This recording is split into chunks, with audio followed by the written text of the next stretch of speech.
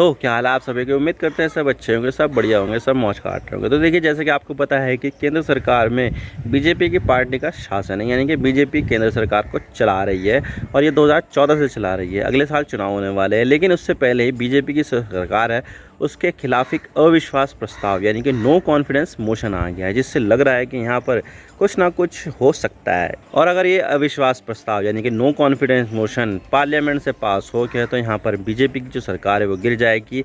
PM Modi को इस्तीफा देना पड़ेगा और जितने भी मंत्री हैं उन सबको इस्तीफा देना पड़ेगा। लेकिन यहाँ पर ये फेल होता है तो जो जैसे कि सरकार चल रही है वैसे ही चलती रहेगी, किसी को भी इस्तीफा देने की कोई ज़रूरत नहीं है। तो आज इसके बारे में पूरी डिटेल के साथ बात करते हैं कि मामला क्या है और क्या यहाँ पर जो मोदी सरकार है वो गिर जाएगी, क्या यहाँ पर मोदी को यहाँ पर पीएम के पद से इस्तीफा देना पड़ेगा। लेकिन उससे पहले अगर आप चैनल पर नए हो तो चैनल को सब्सक्राइब कर दो, वीडियो को चाहे लाइक करो डिसलाइक करो, लेकिन चैनल को सब्सक्राइब जरूर कर देना। तो चलिए वीडियो का आगाज़ करते हैं। तो बात करते हैं मामला क्या और हम इसके बारे में क्यों बात करें। तो देखिए, भारत एक डेमोक्रेटिक देश है जहां पर सरकार लोगों द्वारा अपने वोट का इस्तेमाल करके चुनी जाती है और यहां पर हर 5 साल में जनरल इलेक्शन होते हैं, यानी कि लोकसभा के चुनाव। और चुनावों में हर पॉलिटिकल पार्टी को चुनाव लड़ने का अधिकार है और अगर कोई पॉलिटिकल पार्टी से चुनाव नहीं भी लड़ना चाहता है तो वो इंडिपेंडेंटली भी चुनाव लड़ सकता है। और यहाँ पर कोई प्रपोर्शन के हिसाब से नहीं बल्कि मेजॉरिटी वोट के हिसाब से ही चुनाव किया जाता है। जिस कैंडिडेट को सबसे ज़्यादा वोट मिलेंगे तो वो कैंडिडेट चुनाव जीत जाएगा। और ना सिर्फ कैंडिडेट के जीतने के लिए ही नहीं बल्कि सरकार को बनाने के लिए भी यहाँ पर मेजॉरिटी की ज़रूरत होती है। जैसे भारत में लोकसभा की सीटों की संख्या 543 है, यानी कि ये वो सीट है जहाँ पर लोग चुनाव के ज़रिए चुनकर आते हैं। वैसे देखा जाए तो 2 और है लेकिन वो नॉमिनेटेड परसेंट होते हैं। और अगर आपको भारत की सरकार बनानी है तो आपको इन 543 सीटों में से आधी से ज़्यादा सीटें जीतनी होती है, यानी कि आपको सरकार बनाने के लिए लोकसभा में 272 सीटों की आवश्यकता होती है। और इन 543 सीटों में से अभी बीजेपी के पास टोटल 303 सीटें, यानी कि बीजेपी अकेले दम पर सरकार बना चुकी है और बीजेपी सरकार को इस समय कोई खतरा भी नहीं है। लेकिन अब शायद बीजेपी सरकार को खतरा है, क्योंकि देखा जाए तो विपक्षी दलों ने यहाँ पर नो कॉन्फिडेंस मोशन यानी कि अविश्वास प्रस्ताव लेकर आई है। यानी कि अगर ये प्रस्ताव पास होता है तो सरकार के सभी मंत्री और पीएम मोदी को इस्तीफा देना पड़ सकता है और बीजेपी की सरकार गिर जाएगी। मैं आपको दिखा देता हूँ। Adda 24/7 current affairs, government to face no confidence motion in parliament, 26 जुलाई का यह आर्टिकल है।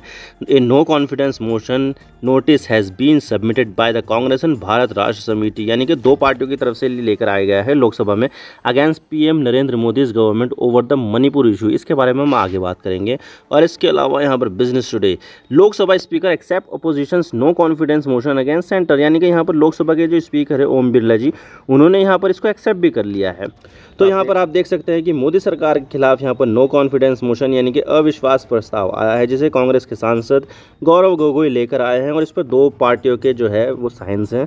और इस मोशन को लोकसभा स्पीकर ओम बिरला ने एक्सेप्ट भी कर लिया है, जिसको लेकर स्पीकर ओम बिरला सभी पार्टियों से मशवरा करेंगे और इस मोशन पर वोटिंग और बहस की तारीख पर फैसला लिया जाएगा। अभी इसकी कोई डेट अनाउंस नहीं हुई है और इस अविश्वास प्रस्ताव का मकसद सरकार को गिराना ही नहीं है बल्कि यहाँ पर सरकार का ध्यान मणिपुर के इशू पर ले जाना है। मैं आपको बता दूं कि 2.5 महीनों से ज़्यादा हो चुके हैं लेकिन मणिपुर में अभी भी शांति स्थापित नहीं हो पाई है। 3 मई से मणिपुर में लगातार हिंसा हो रही है। हालांकि ये पहले काफ़ी ज़्यादा थी, अब स्थिति पर काफ़ी कंट्रोल आ चुका है, लेकिन अब भी कभी कभी हमारे सामने हिंसा की घटना सामने आ ही जाती है। और रिसेंटली कुछ ऐसा हुआ है जिससे देश की ग्लोबल लेवल पर बेइज्जती हुई है। दरअसल हुआ यह है कि यहाँ पर 500 से भी ज़्यादा लोगों ने मिलकर 2 ट्राइबल कुकी कम्युनिटी की महिलाओं की नेकेड परेड यानी कि बिना कपड़ों के परेड करा दी, यानी कि मारते मारते लेके जा रहे थे, उसके ऊपर कोई कपड़े नहीं थे और कई लंबे चक्कर लगा दिया उसके नंगे, यानी कि परेड करा दी पूरी की पूरी बिना कपड़ों की। और ये किसी भी सभ्य समाज में कलंक की तरह है और ये चीज़ भारत की इज्जत नहीं बल्कि बेइज्जती कराती है। और मणिपुर में देखा जाए तो बीरेन सिंह मुख्यमंत्री है जो बीजेपी से है और केंद्र सरकार में भी बीजेपी की सरकार है, यानी कि मणिपुर में डबल इंजन की सरकार है जैसा बीजेपी कहती आई है। और पूरे मुद्दे पर बीजेपी पूरी तरह से डिफेंसिव मोड पर आ चुकी है। हमेशा वो ऑफेंसिव मोड पर रहती है, यानी कि अपने विपक्षियों को कभी भी किसी काम का ही ना छोड़ना और अपना बचाव कर रही है अब। जबकि मणिपुर के इशू को लेकर अपोजिशन पार्टियां बीजेपी पर काफ़ी ज़्यादा हमलावर है और इस पूरे मुद्दे पर पीएम मोदी की ज़ुबान से भी कुछ नहीं निकल रहा है। हालांकि काफ़ी ज़्यादा हो हल्ला होने के बाद मोदी जी ने इस मुद्दे पर भी सिर्फ एक बार ही बोले हैं, जबकि यहाँ पर विपक्षी पार्टियों इस मुद्दे पर बहस कराना चाहती है पार्लियामेंट के अंदर, जबकि बीजेपी इस मुद्दे से बचना चाहती है। तो पूरे देश का ध्यान मणिपुर के मामले पर देने के लिए ही ओपोजिशन ये नो कॉन्फिडेंस मोशन लेकर आई है। लेकिन सवाल ये आता है कि नो कॉन्फिडेंस मोशन क्या होता है, अविश्वास प्रस्ताव। तो देखिए, अगर किसी को सरकार बनानी है तो उसको हमेशा मेजॉरिटी में रहना ही पड़ता है, यानी कि ज़्यादा लोग सरकार के पक्ष में होने चाहिए। अगर सरकार के पक्ष में लोग होंगे ही नहीं तो वो सरकार अल्पमत में आ जाएगी और यहाँ पर सरकार गिर जाएगी। अब यहाँ पर सरकार के पास मेजॉरिटी है तो सरकार को वो मेजॉरिटी प्रूव भी तो करनी पड़ेगी कि भाई हमारे पास मेजॉरिटी है। तो उस मेजॉरिटी को प्रूव करने के लिए सरकार को फ्लोर टेस्ट यानी कि शक्ति परीक्षण से गुजरना पड़ता है। चुनाव के बाद और सरकार बनाने के बाद हर सरकार को फ्लोर टेस्ट से गुजरना पड़ता है। लेकिन कभी कभी ऐसा हो जाता है कुछ समय बाद काफ़ी सारे सांसद ऐसी परिस्थितियों में पहुंच जाते हैं जिससे वो सरकार से अपना समर्थन वापस ले लेते हैं, और ऐसा गठबंधन की सरकार में अक्सर होता ही रहता है, जिससे सरकार अल्पमत में चली जाती है। और सरकार अल्पमत में है या बहुमत में है इसका पता फ्लोर टेस्ट से ही चलता है कि कितने सांसद सरकार के समर्थन में है या विरोध में है। अगर यहाँ पर सरकार को बहुमत मिल गया तो सरकार को कुछ नहीं होगा, ऐसे ही चलती रहेगी और सरकार ऐसे ही काम करती रहेगी। लेकिन सरकार अगर ये फ्लोर टेस्ट में सरकार फेल हो गई तो सभी मंत्रियों और पीएम को इस्तीफा देना पड़ेगा और सरकार गिर जाएगी। और कुछ ऐसे ही अटल बिहारी वाजपेयी की सरकार में साथ हुआ था, जहाँ पर सिर्फ 13 दिनों तक ही सरकार चल पाई थी, लेकिन फ्लोर टेस्ट में हारने के बाद उन्हें 13 दिन बाद इस्तीफा देना पड़ गया था। और इसमें ये खास बात है कि नो कॉन्फिडेंस मोशन सिर्फ लोकसभा में ही लाया जा सकता है, और इसके पीछे की वजह यह है कि जब सरकार का गठन होता है तो वो लोकसभा के सांसद मिलकर और उसके बहुमत के आधार पर ही होता है। तो शक्ति परीक्षण भी सिर्फ लोकसभा में ही किया जाता है और इसका राज्यसभा से कोई मतलब नहीं होता है। और लोकसभा का कोई भी सदस्य नो कॉन्फिडेंस मोशन लेकर आ सकता है, इंडिपेंडेंट जो सांसद है ना वो भी लेकर आ सकता है, लेकिन इस मोशन के लिए कम से कम 50 सांसदों का समर्थन होना बेहद ज़रूरी होता है।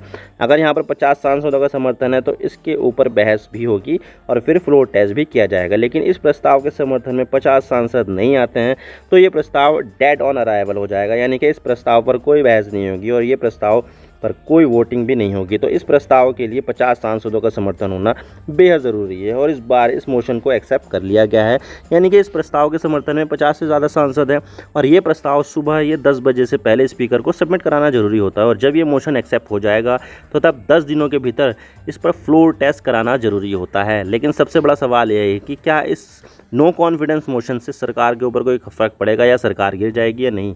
तो अगर हम सीटों की बात करें तो यहाँ पर लोकसभा में टोटल 543 सीटें हैं, जिसमें बहुमत के लिए 272 सीटें होना जरूरी है और अभी 5 सीटें खाली है, जिससे मेजॉरिटी मार्क कम हो जाता है। और अगर हम यहाँ पर एनडीए को देखें, जिसमें बीजेपी सबसे बड़ा दल है, तो एनडीए के पास लोकसभा में 333 सीटें यानी कि क्लियर मेजॉरिटी है। और बीजेपी को अगर एनडीए की किसी भी पार्टी का समर्थन ना भी मिले तो तब भी बीजेपी के पास 303 सीटें हैं, जो बहुमत के आंकड़े से काफ़ी ज़्यादा है। तो बीजेपी को चाहे कोई भी पार्टी साथ दे या ना दे, लेकिन बीजेपी यहाँ पर सरकार में बनी रहेगी। और अगर हम विपक्षी पार्टियों को देखें और उनकी बात करें तो अभी नया गठबंधन बनाया गया है जिसे इंडिया नाम दिया गया है। वैसे इसका नाम Indian national developmental and inclusive alliance दिया है, जिसको शॉर्ट फॉर्म में इंडिया दिया गया है। ये भी उनकी एक परसेप्शन की लड़ाई की तरह चल रहा है।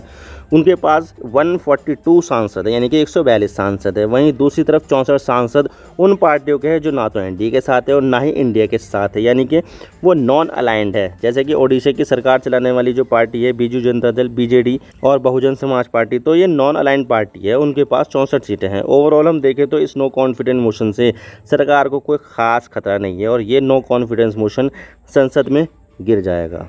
लेकिन यहाँ पर एक परसेप्शन की लड़ाई है कि हाँ, यहाँ पर मणिपुर के इशू को ध्यान में लाने के लिए ही यहाँ पर जो अपोजिशन पार्टियाँ हैं उन्होंने यहाँ पर एक नो कॉन्फिडेंस मोशन लेकर आई है, ताकि यहाँ पर सरकार का ध्यान मणिपुर के इशू पर चले जाए।